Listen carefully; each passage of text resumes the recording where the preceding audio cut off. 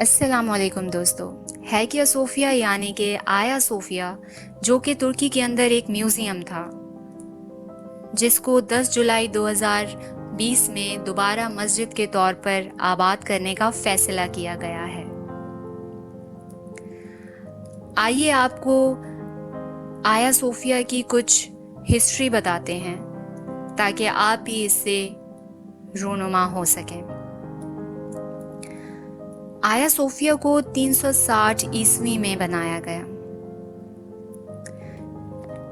اس کو بنانے والے رومن امپائر تھے جنہوں نے اس کو 900 سال تک چرچ کی حیثیت سے آباد رکھا.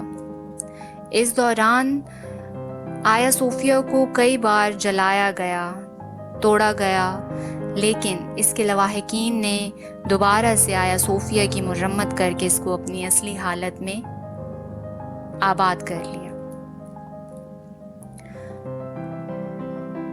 جب سلطان محمد فاتح نے ترکی کو 15ویں صدی میں فتح کیا تو آیا صوفیہ کو مسجد میں تبدیل کر دیا گیا.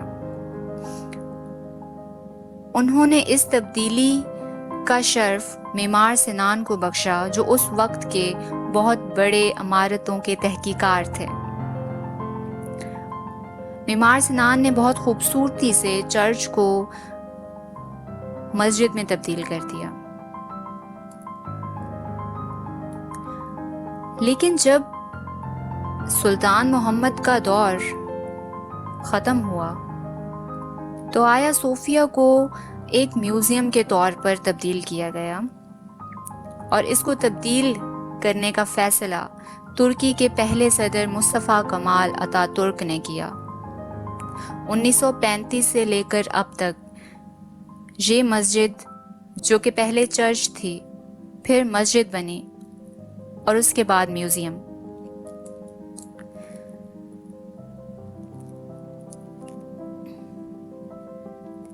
آیا صوفیہ یونیسکو کا حصہ بھی رہ چکی ہے اور دنیا کے مشہور ہسٹورینز اس مسجد کو یا اس عمارت کو 8واں عجوبہ قرار دیتے ہیں.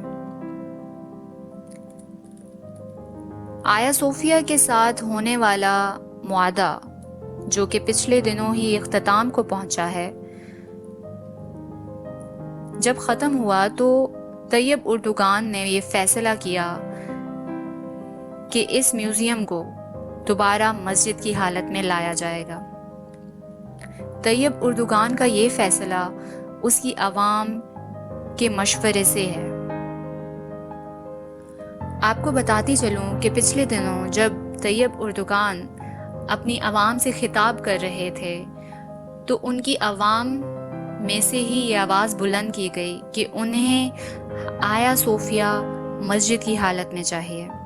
تو طیب اردوغان نے اپنی عوام سے یہ کہا کہ اگر آپ اس میوزیم کے ساتھ بلو ماسک کو آباد کر دیں گے، یعنی کہ اس مسجد کے اندر 60,000 لوگوں کی گنجائش ہے، اگر آپ بلو مسجد کے اندر 60,000 لوگوں کو نماز پڑھنے پر آمادہ کر لیں گے تو میں آپ کے لیے آیا صوفیہ کو میوزیم سے مسجد میں تبدیل کر کے دے دوں گا. ان کا یہ کہنا تھا کہ ترکی کی عوام نے بلا تاخیر ان کے اس فیصلے پر حامی بھر تھے اور دیکھتے ہی دیکھتے 10 جولائی 2020 میں ترکی کی عدالتوں نے یہ فیصلہ سنا دیا کہ آیا صوفیہ کو میوزیم سے مسجد میں تبدیل کر دیا جائے گا.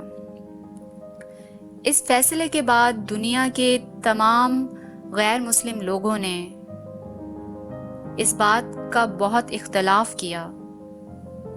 بہت سمجھایا گیا طیب اردوغان کو کہ وہ اپنے اس فیصلے پر نظر ثانی کریں. اگر وہ چاہتے ہیں کہ دنیا میں امن آباد رہے تو اپنا یہ فیصلہ واپس لے لیں. مگر طیب اردوغان پر اللہ کا کرم ہے اور اللہ کا ساتھ بھی ان کے ساتھ ہے کہ انہوں نے آیا صوفیہ کو مسجد میں تبدیل کرنے سے گریز نہیں کیا.